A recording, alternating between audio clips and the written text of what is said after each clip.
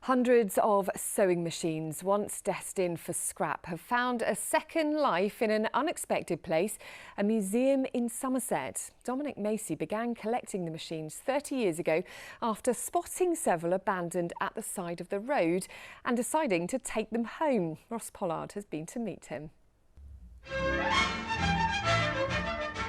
This museum of hundreds of sewing machines in Street was brought together by a father and son after decades of collecting. Oh, the sewing machine, a helping hand. Started about 30 years ago when I discovered about 25 sewing machines on the side of a road in Horsham, waiting to be thrown away.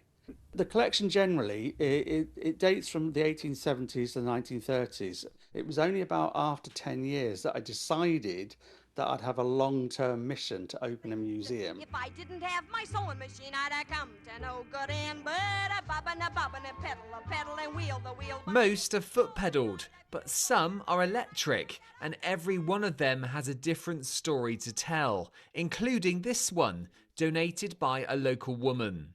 It was bought for her grandmother by her great-grandmother, who was a suffragette, and it was used by her grandmother, her mother and herself to give them financial independence, and it survived a fire in her farmhouse that was thatched and was saved by the fire brigade in the middle of the night at her request. It has pretty much been my entire life. I think started off when I was a kid with them in the shed, progressed to not fitting in the shed to in the living room.